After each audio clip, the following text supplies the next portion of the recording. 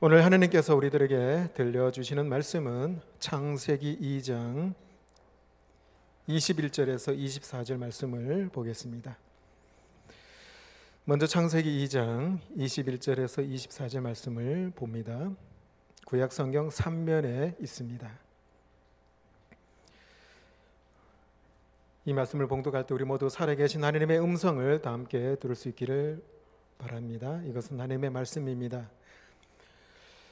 여호와 하나님이 아담을 깊이 잠들게 하시니 잠들매 그가 그 갈빗대 하나를 취하고 살로 대신 채우시고 여호와 하나님이 아담에게서 취하신 그 갈빗대로 여자를 만드시고 그를 아담에게로 이끌어 오시니 아담이 이르되 이는 내 뼈 중에 뼈요 살 중에 살이라 이것을 남자에게서 취하였은즉 여자라 부리리라 하니라.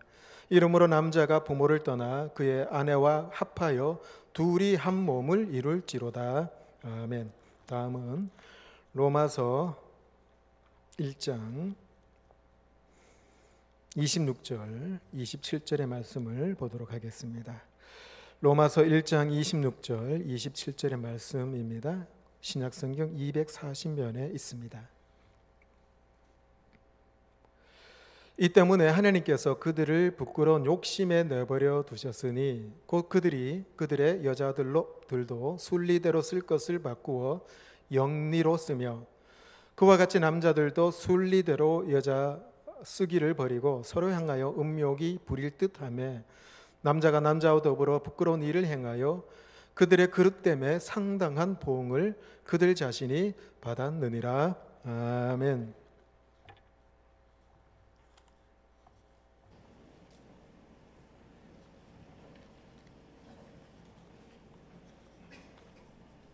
기도하시겠습니다. 아버지 하나님,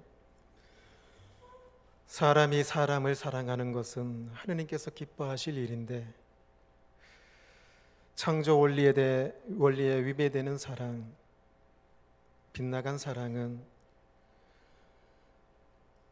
창조 원리의 위배가 됨을 오늘 말씀을 통해 깨닫게 하시고 진정한 하나님의 사랑, 인간의 사랑이 무엇인지 이 시간 배우는 말씀의 시간 되게 하여 주시옵소서. 예수님의 이름으로 기도합나이다. 아멘. 조선시대 4대 왕이 세종대왕이죠. 많은 사람이 세종대왕을 존경하고 사랑합니다.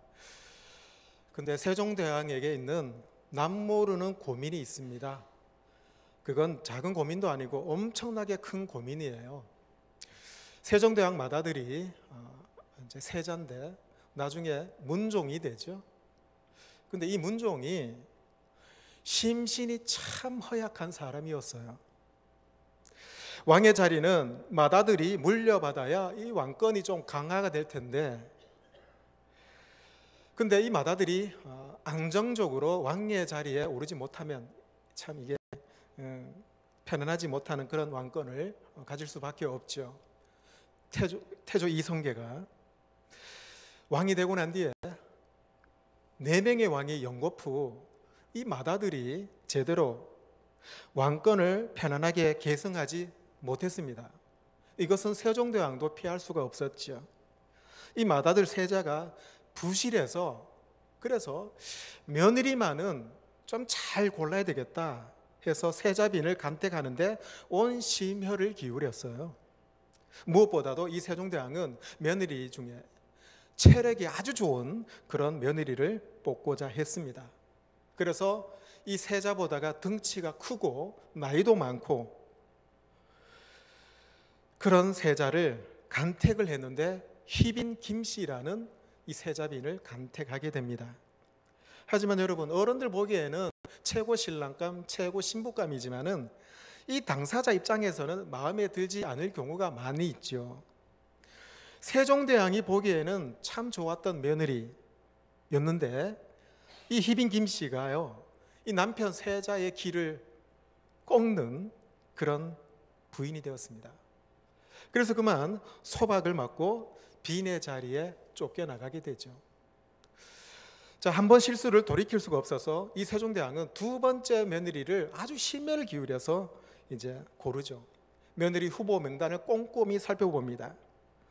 고르고 골라서 이 세종대왕이 두 번째 며느리 봉씨라는 여인을 이제 세자빈으로 간택을 하게 됩니다.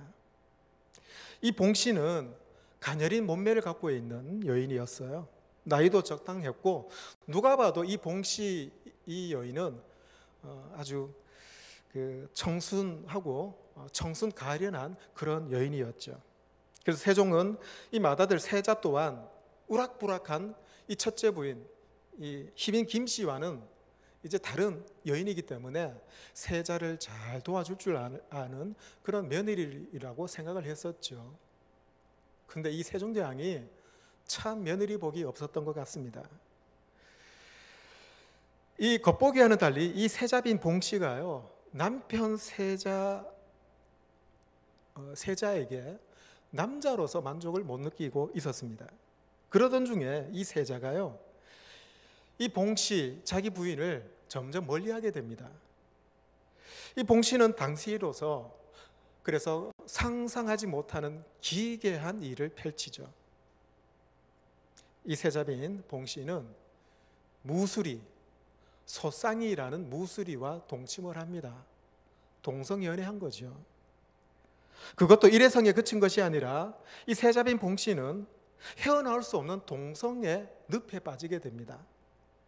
소쌍이뿐만 아니라 석가이라는 무수리와도 동침을 하고 서너 명의 다른 무수리와도 동침을 하게 됩니다.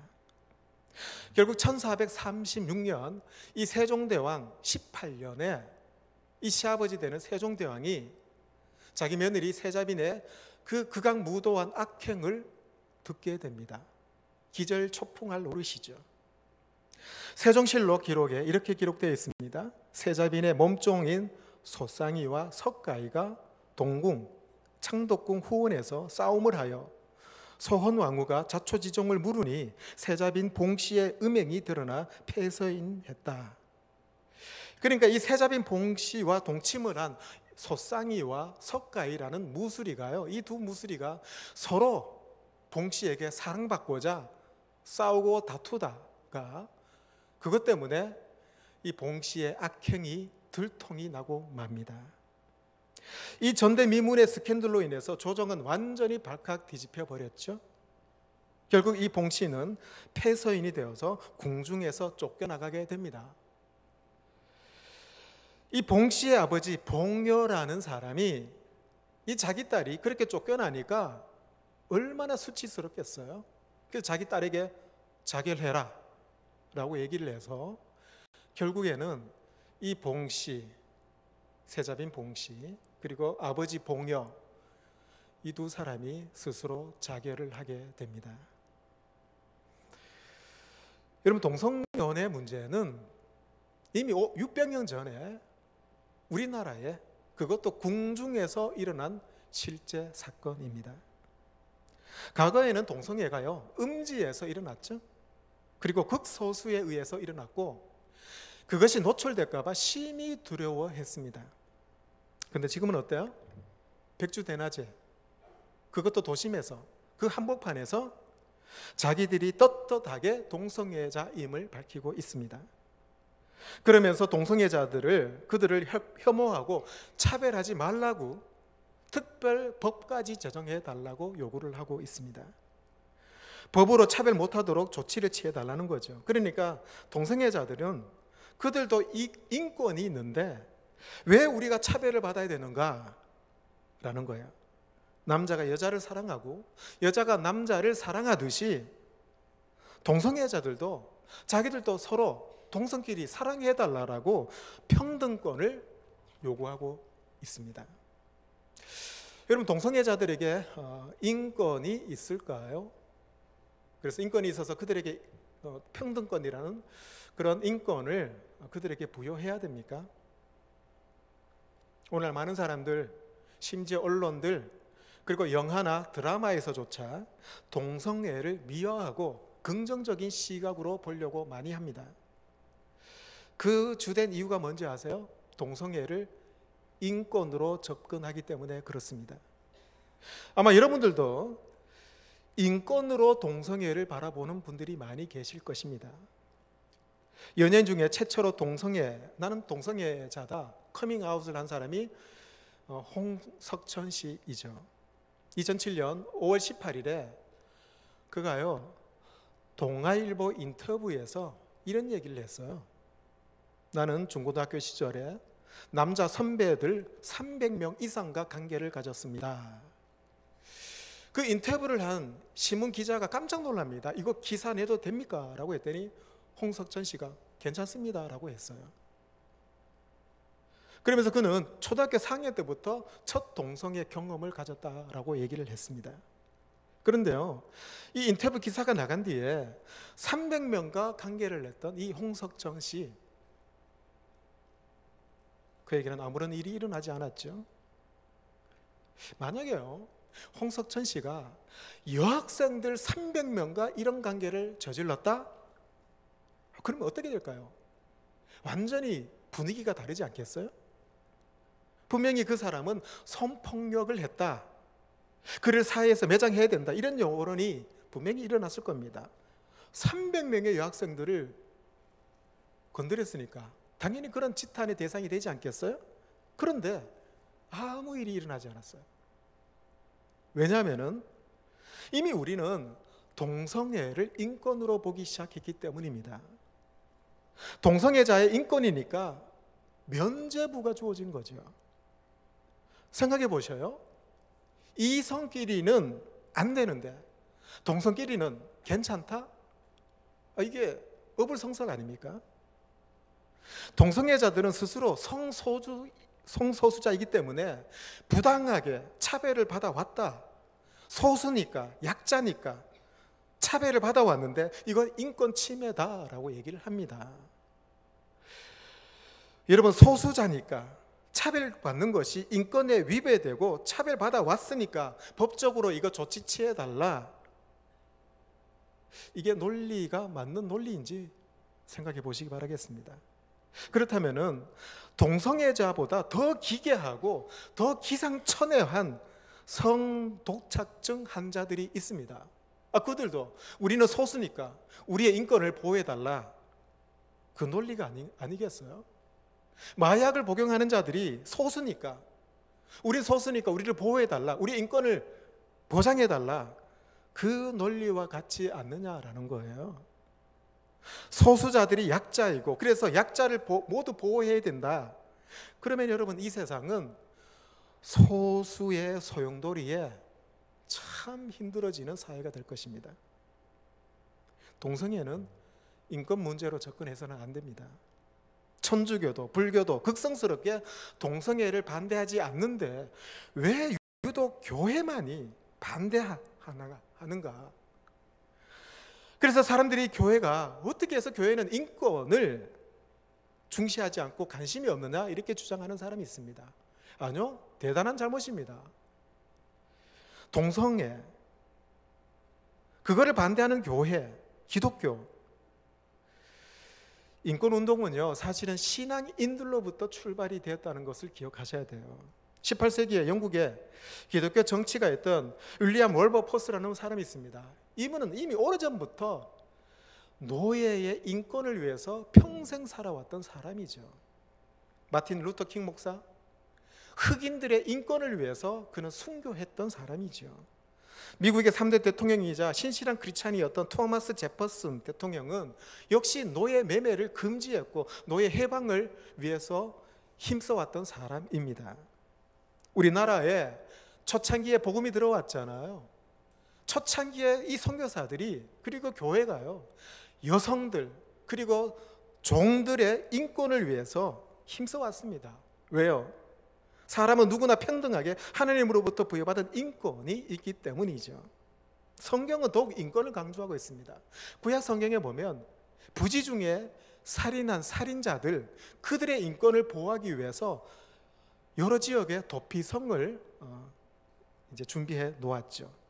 그곳에 들어가면 살인자도 보호받을 수 있습니다. 신약에 들어오면 가늠하다가 현장에 붙잡혀 온 여인이 있습니다. 이 바리새인들이 그 여인을 붙잡아 와서 예수님 앞에 무릎을 꿇리죠. 그리고 예수님 앞에 얘기합니다. 율법으로는 이 여자가 돌에 맞아 죽는데 당신은 어떻게 하시겠습니까? 그랬더니 예수님께서 말씀하시죠. 너희 중에 죄가 없는 자가 먼저 쳐라. 그리고 사람이 없는 것을 확인하고 여인에게 말씀하십니다. 나도 너를 정죄하지 않는다 말씀하셨어요. 뭘 얘기해 주고 있어요? 예수님께서도 간음한 여인을 인간 대우해 주신 거예요. 성경을 기초로 해서 인권운동이 시작된 것입니다. 사도 바울도 초대교회를 세우면서 교회 안에는 주인이 따로 없다, 종이 따로 없다, 모두가 한 몸이 되어야 된다라고 얘기를 했습니다.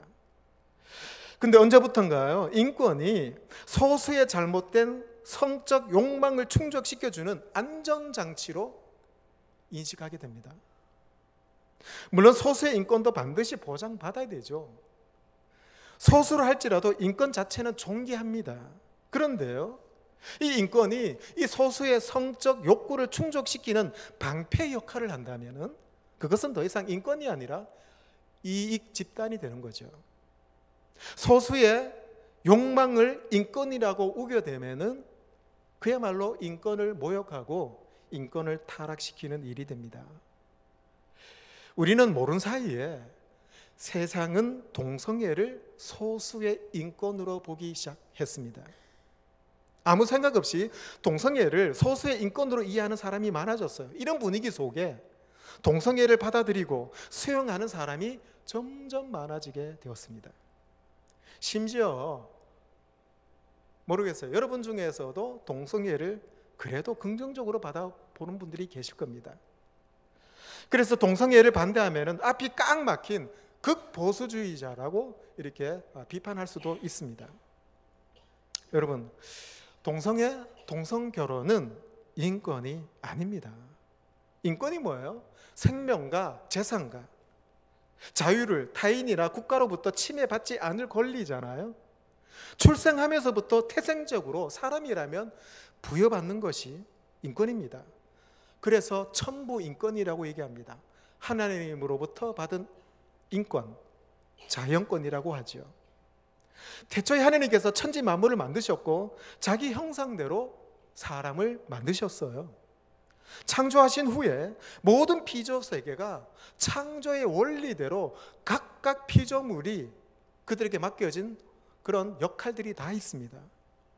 사람은 하나님의 형상으로 지음받았기 때문에 누구도 하나님 앞에서 차별받을 수 없어요. 평등하니까. 하나님께서 창조하신 질서대로 살고 순리대로 따라서 살아야 될 존재가 우리 인간들이죠. 하나님께서는 첫 사람들에게 가정을 허락하셨습니다. 그들은 한 가정을 이루면서 서로 돕는 배필 역할을 했죠. 가정은 한 남자와 한 여자가 정신적, 영적, 육체적 온전한 결합을 통해서 가정이 이루어집니다. 이것이 하나님의 창조 원리이고 하나님께서 명령하신 순리죠.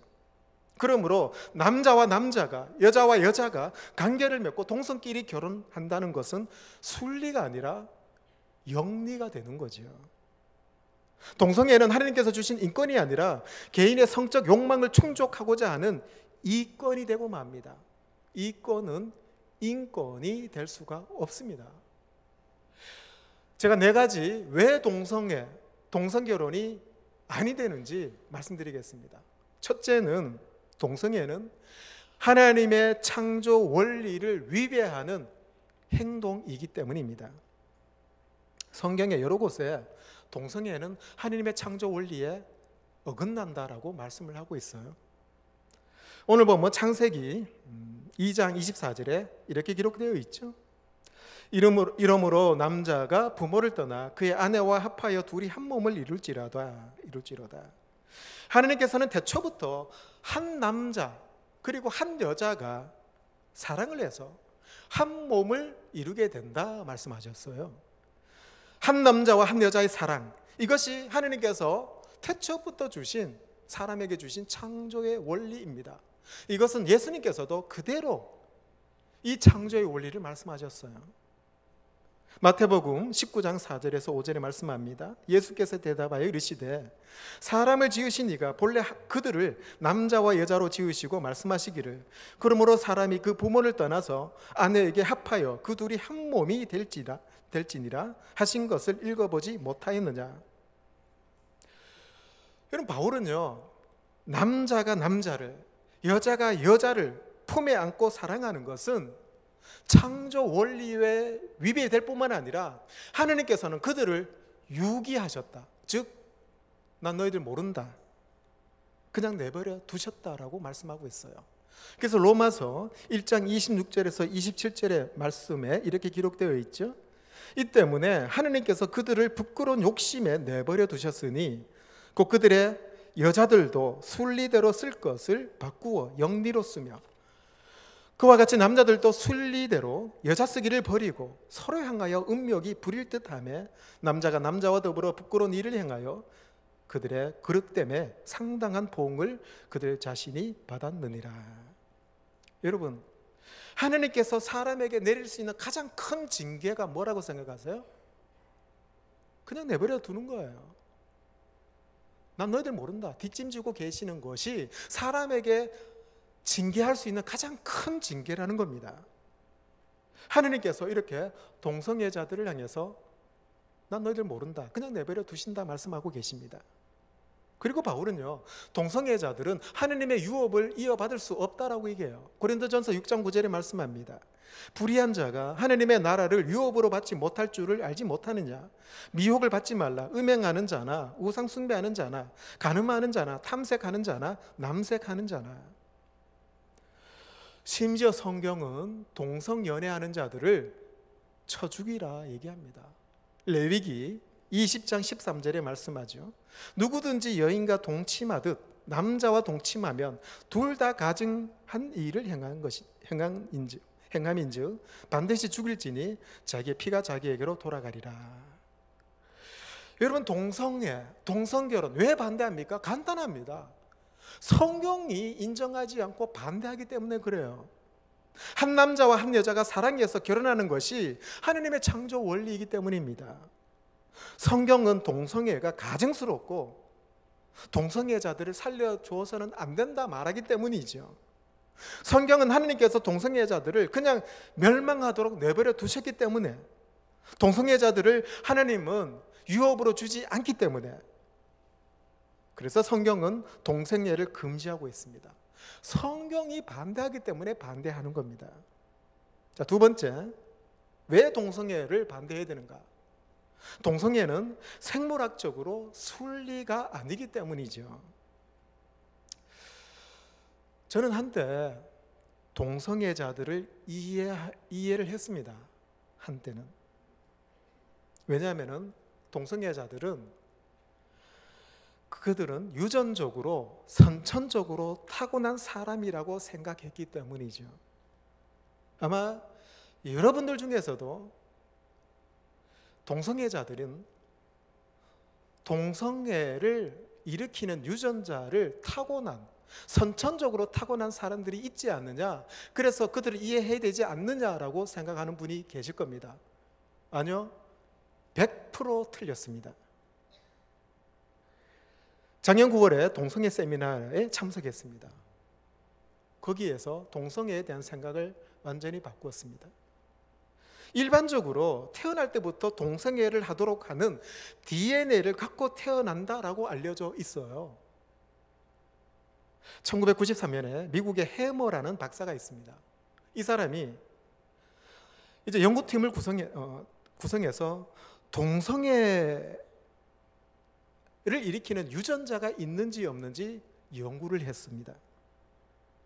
그런데 이들이 동성애자들의 염색체를 연구하다 보니까 유전자 중에 다형질 유전자인 XQ28이라는 염색체 유전자를 발견하게 됩니다. 그래서 이들은 이 유전자가 동성애 본능과 욕구를 일으키는 유전자다라고 발표를 했죠. 이 연구 발표로 전 세계 동성애자들에게는 희소식이 아닐 수가 없어요. 봐라, 우리가 동성애하는 거는 이미 타고난 것이다, 어쩔 수 없다, 이렇게 주장을 했습니다. 세계 언론들도 앞다퉈 동성애 유전자가 발견됐다라고 대대적으로 대서특필을 했죠. 그런데 그 연구를 주도했던 해머라는 박사가 동성연애자였어요. 1999년에 캐나다의 라이스 박사 연구팀이 해머 박사보다 더 많은 동성연애자를 샘플로 해서 유전자를 분석해서 조사를 했습니다. 그 결과 해머 박사의 연구 발표가 완전히 잘못되었음을 밝혔죠. XQ28 염색체 안에 존재하는 유전자를 더 광범위하게, 더 구체적으로 분석 연구를 해보니까 XQ28 이 염색체와 동성애자와는 아무런 상관이 없다는 것을 연구조사 결론을 내렸고 발표를 했습니다. 뿐만 아닙니다. 2005년에 아까 언급했던 해머 박사를 포함해서 수많은 학자들이 더 많은 동성애자들 그리고 그들의 가계를 조사했어요. 조사한 결과 동성애와 유전자와는 전혀 상관이 없는 것이 증명이 됐습니다. 그런데 언론들은 최초의 해머 박사가 XQ28 염색체를 발견했다, 그 잘못된 그 발표를 대대적으로 언론에서 발표했는데, 그런데 나중에 그것이 잘못되었다라는 연구를 언론에서는 크게 보도하지 않았습니다. 그래서 많은 사람들이 동성애자들은 선천적으로, 유전적으로 타고났다라고 오해를 하고 있어요. 더군다나 많은 학자들이요, 쌍둥이를 연구하면 알 수 있지 않겠는가 해서 쌍둥이를 연구했습니다. 여러분, 쌍둥이라면 같은 염색체 타고났잖아요. 그러면 이 쌍둥이가 만약에 이 DNA 유전자, 이 동성애를 일으키는 유전자가 같이 있다면 나중에 이들이 커서 똑같이 동성애자들이 돼야 되지 않아요? 그런데 그렇지 않았습니다. 전혀 쌍둥이들도 동성연애와 이 DNA가 관계가 없음을 쌍둥이 연구를 통해서 증명이 된 것이죠. 지난 2014년에요, 성과학연구협회라는 단체가 있는데 이 협회에서 동성애 유전자는 없다라고 기자회견을 했습니다. 즉 동성애는 후천적이라고 기자회견을 한 것이죠. 이런 동성애는 유전이 아닙니다. 한 설문조사에 따르면 14세에서 16세 청소년들 한번 조사를 해보니까 시골에 있는 청소년들보다가 도시에 있는 청소년들이 동성애자로 빠지기가 훨씬 많았다라고 결과를 발표했습니다. 무슨 얘기예요? 동성애는 자라가는 환경의 영향을 받을 수 있다는 겁니다. 정상적인 사람도 동성애 분위기에 휩싸이면 동성애를 배우게 된다는 거예요. 무슨 말이에요? 동성애는 학습된다는 겁니다. 여러분, 동성애는 선천적이거나 타고나지 않습니다. 동성애는 후천적이고 학습과 주위 환경에 의해서 갖게 되는 거예요. 그러므로 동성애는 치유될 수가 있습니다. 남자와 여자의 결합, 수컷과 암컷의 결합이 그게 순리라는 거예요. 동성애는 생물학적으로 순리가 아니기 때문에 반대하는 겁니다. 자, 세 번째, 왜 동성애를 반대하는가? 이 동성애는 치명적인 질병을 유발하고 엄청난 국가 세금이 투입되기 때문에 반대합니다. 이 동성애자들의 비정상적인 관계로 인해서 후유증이 심각하죠. 뭡니까? 에이즈입니다. 물론 에이즈는 동성애를 통해서만 걸리는 것은 아닙니다. 그런데요, 동성애자들, 특히 남자 동성애자들을 통해서 에이즈 감염률이 일반인보다 100배나 높습니다. 100배란 말은요, 거의 무방비 상태에 놓여 있다는 것을 얘기합니다. 구강염, 식도염, 대상포진, 폐렴, 결핵, 여러 가지 합병증으로 서서히 에이즈 환자들은 말라서 죽어갑니다. 이들의 평균 수명이 일반인보다가 25년에서 30년 수명이 짧습니다. 뿐만 아니라 이들은 잘못된 항문 사용으로 간략근이 제기능을 못해서 젊은 나이에 기저귀를 차고 다니고 있죠. 아까 언급했던 홍석천 씨는 한 방송국에서 동성애 후유증을 이렇게 얘기합니다. 나는 하루에 12번에서 15번 변을 봅니다. 한 번 변을 보는 시간은 약 10분이 걸립니다. 그랬어요. 여러분, 하루에 24시간 중에 화장실에서 소비하는 시간이 2시간이 최하 2시간이라는 거예요. 우리나라의 에이즈 환자가 이미 10,000명이 넘었어요. 2015년 한 해에 20대 동성연애자 감염된 수, 그러니까 2015년 한 해에 20대 동성연애를 해서 에이즈 걸린 사람들이 351명입니다. 그런데 더 심각한 것은 해마다 10대 청소년 에이즈 환자가 점점 더 증가 추세에 있다는 거예요. 동성애자들이 주로 청소년들을 성 파트너로 삼는 걸 좋아합니다. 그래서 그들은 청소년들은 아무것도 모르고 몇 푼의 알바, 돈을 벌기 위해서 그렇게 한다는 겁니다. 이 때문에 다른 나라에는 에이즈 환자가 줄어드는데 유독 우리나라만은 에이즈 환자가 증가하고 있습니다. 그런데 여러분, 이 에이즈 환자들을 치료하기 위한 그 일체 비용을 누가 되는지 아십니까? 우리가 됩니다. 여러분이 내는 국민연금 혈세가 100% 그들을 치료하기 위해서 쓰인다는 거예요. 작년에 국민보험공단 국정감사에서 한 의원이 제출한 자료에 따르면 2016년 한 해 동안에 에이즈 환자에게 들어간 비용이 그림 제일 밑에 나와요. 2016년 한 해 동안 920억 원이 들었습니다. 이게 다 국민 세금으로 투입된 거예요. 근데 이게 2016년이니까 작년 2017년은 이미 1,000억이 넘어갔습니다. 이들은 죽을 때까지, 에이즈 환자 1인당 죽을 때까지 드는 진료비가 9억에서 6억의 비용이 듭니다. 누가 이 돈을 냅니까? 여러분이 내는 혈세로 다 충당됩니다. 여러분, 여기 아까 보신 그 통계는요, 순수 진료비만 드는 비용을 이제 발표한 거예요. 혹시 내가 에이즈 걸렸나? 의심이 들어요. 그래서 요 옆에 보건소에 가서 이제 보건소 직원에게 얘기합니다. 에이즈 걸린지 안 걸린지 검사 받으러 왔습니다. 그러면은 그 직원이 나에게 이름이 뭡니까? 주소가 어떻게 돼요? 어디 삽니까? 핸드폰 번호가 어떻게 돼요? 일체 묻지 않습니다. 얘기하지도 않습니다. 왜요? 프라이버시 때문에 그래요. 만약에 제주도에 사는 어떤 사람이 에이즈 보균자라는 확진을 받게 됐다고 해보십시다. 그러면 이 사람이 7호차 서울까지 가는 비행기 표값도 우리 세금으로 합니다.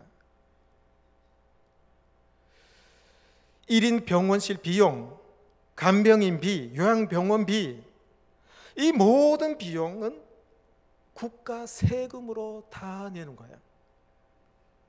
에이즈 환자들을 위해서 100% 국민 세금으로 충당하는 나라는 우리나라밖에 없다라는 사실. 여러분, 이건 아니지 않겠어요?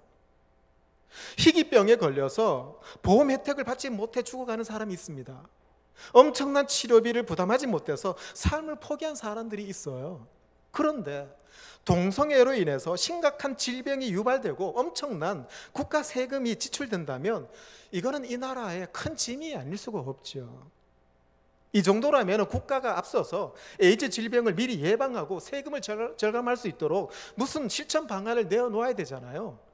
근데 국가가, 지자체가 동성애자들의 인권만 보장하려고 합니다. 동성애, 동성결혼을 합법화하려고만 하고 있으니까 안타까울 뿐이죠. 정부나 지자체가 앞장서서 동성애를 지지해주고 장려해준다면 우리의 앞날이 어떻게 되겠습니까?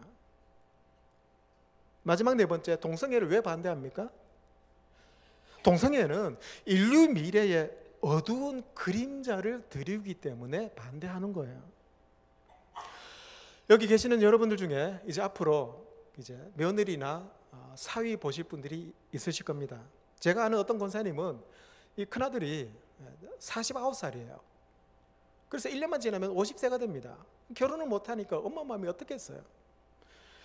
다른 또래 권사님들은 손주 자랑, 재롱 떠는 거 그거 보고 있는데 이 권사님은 손주가 없으니까 얼마나 마음이 아프겠습니까? 그래서 이렇게까지 얘기해요. 큰아들에게. 너 숨겨놓은 자식 있으면 데리고 와라. 괜찮다. 여러분, 여러분의 아드님이 결혼할 상대자, 며느리감을 여러분에게 소개시키려고 집에 데려왔는데 헐, 남자예요. 여러분의 딸이 사랑하는 사람이라고 데리고 왔는데, 사윗감을 소개하려고 왔는데 보니까 여자예요. 동성애 사위, 동성애 사위, 그리고 동성애 며느리 보면 여러분 그들을 뭐라고 불러야 됩니까? 뭐 그럴 수 있다고 합시다. 큰 충격이지만은 그래도 뭐 아들이 사랑하니까, 딸이 사랑하니까 그래도 받아들였다고 해보십시다. 그것으로 끝인가요? 그렇지 않아요. 인구 절벽 시대에 아이들이 없습니다. 대를 이을 수 있어요? 이을 수가 없어요. 동성애자들 때문에 놀이터에 아이들이 노는 모습을 볼 수 없을 수도 있다는 거예요. 이것은 국가 미래를 어둡게 하는 문제 중에 문제죠. 동성애자들이 가끔 그 가정에 아이를 입양합니다. 그런데 입양된 그 아이가요, 엄마 아빠를 어떻게 불러야 되겠어요? 입양된 아이는 성정체성에 큰 혼란을 겪을 것이 뻔합니다. 그러면 그 아이의 인권은 어떻게 되는 거예요? 동성애자들에게 입양된 아이는 자연스럽게 동성애자가 될 확률이 높습니다. 동성애자들은 통계에 의하면 대부분 2년, 3년 안에 성파트너를 바꿉니다. 교체해요. 아무리 길어봤자 5년 이상 가지 않습니다. 5년 이상 지속되는 동성애 커플이 있다면 극히 드문 경우죠. 본인들이야 뭐 좋아서 만나고 싫으면 헤어지는 건 괜찮지만 그 가정에 입양된 아이는 어떻게 되는 겁니까? 인류 역사를 보면은 나라가 망하고 국가가 망하고 사회가 망하는데 그 첫 번째 단계가요, 바로 가정이 무너지는 겁니다. 소돔과 고모라가 망하고 로마가 망하고 폼페이라는 도시가 망했던 원인도 동성애와 같은 성문란 때문에 가정이 파괴되는 것부터 시작이 되었습니다. 여러분, 물론 이 동성애 이 사람들은 물론 그들 자체의 인권을 우리는 완전히 무시할 수는 없습니다. 교회가 동성애자들을 무조건 정죄하고 무조건 비판하고 무조건 외면해서는 아니 된다고 봐요. 다만 동성애자들이 아니라 동성애 자체를 비판하고 반대하는 겁니다. 동성애자들이 처해진 상황을 사실은 이해해 줘야 돼요. 목회적 치유와 회복과 돌봄을 통해서 그들도 하나님의 사랑과 하나님의 복음을 받을 수 있는 권리가 있습니다. 왜? 하나님께서는 모든 사람이 구원받기를 원하고 계시기 때문이죠. 그러나 동성애 자체는 반대하고 비판을 해야 되고 그걸 허용해서는 안 된다라는 겁니다. 어떤 분은 교회가 동성애 문제에 대해서 왜 그렇게 강하게 비판하느냐, 반대하느냐 합니다. 지금까지 교회는 음란과 불륜과 간음, 낙태 등을 죄라고 주장을 해왔죠. 하지만 동성애는 이런 문제들과는 완전히 다른 문제예요. 여러분, 내일 모레 8월 7일 화요일에 법무부가 국가인권정책 기본계획안을 국무회의에 제출하고 통과시키려고 합니다. 그런데 이 국가인권정책 기본계획안에 독소조항이 있어요. 그게 뭐냐면은 성평등 정책입니다. 성평등 정책 뭐예요? 동성애 합법적으로 인정해 달라는 조항입니다. 남녀 간의 결혼이 합법한 것처럼 동성 결혼이 합법적으로 가능하도록 성평등 조항을 삽입한 게 국가인권정책 기본계획안입니다.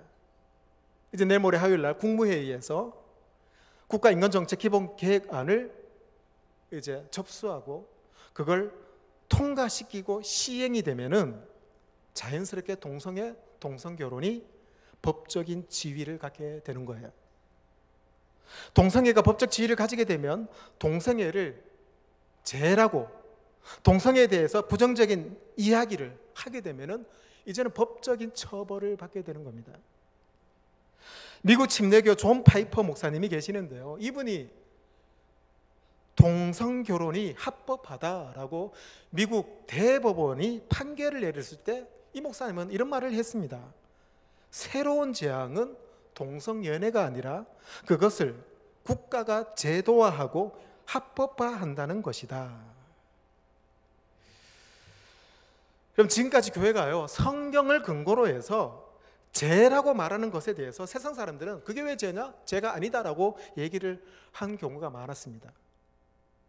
교회에서 죄라고 말하는 것을 세상 사람들은 조롱하고 무시할 때가 있었죠. 그렇지만은 교회에서 그것을 죄라고 하는 거, 그것 때문에 세상 법이 교회를 법적으로 처벌하지는 못했습니다.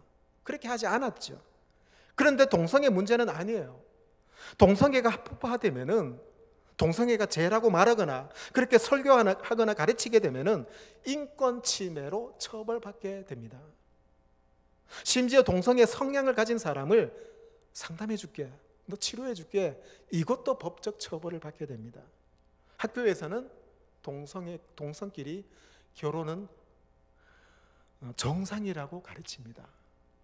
그리고 정부가 이런 일을 보호하고 장려하게 되죠. 이런 현상이 지금 미국과 유럽의 나라에 일어나고 있는 현실이라는 거예요. 그럼 제가요, 이 동성애 설교를 조심스럽게 준비하면서 정말 두려운 것이 하나 있었습니다. 동성애가 나쁘다라고 주장을 내서 법적으로 처벌받는 것이 두려운 것이 아닙니다. 정말 두려운 건 이거예요. 지난 2000년 기독교 역사 동안에 성경 말씀이 하나님의 진리의 말씀이다, 성경이 진리다라고 외치면은 그것 때문에 처벌받게 될 시대가 도래할까 염려스럽습니다. 성경의 진리 말씀을 선포하면 그것 때문에 감옥 가게 되는 그런 시대가 도래할까 봐 두렵다는 거예요.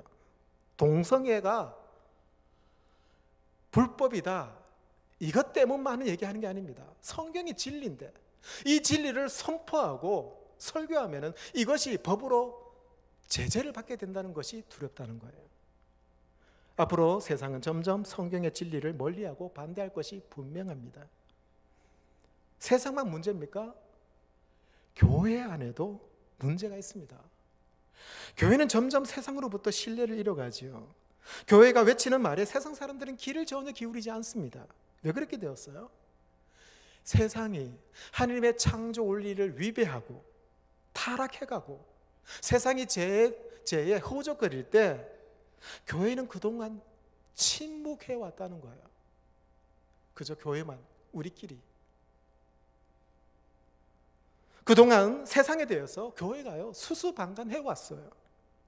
급기야 우리 역시 세상 사람들과 별반 차이가 없이 순수한 순결성을 점점 잃어가고 있습니다.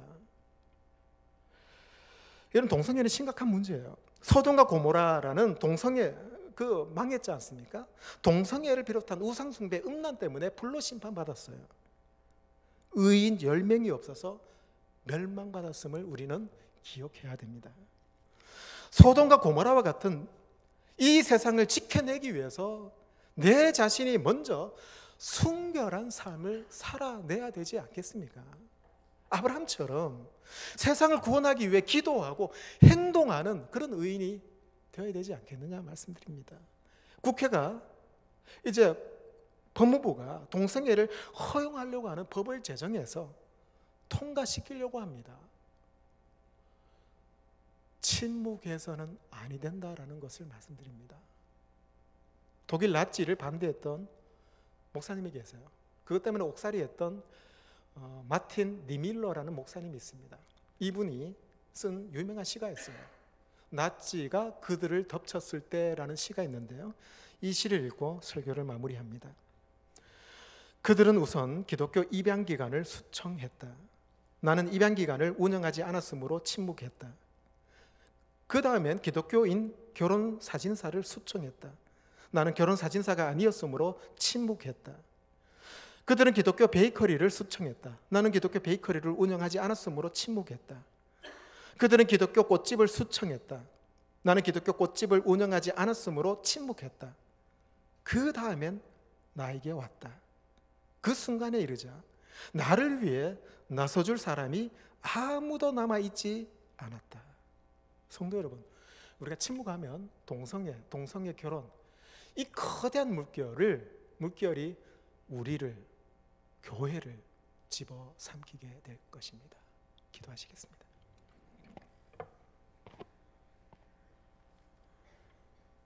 아버지 하나님,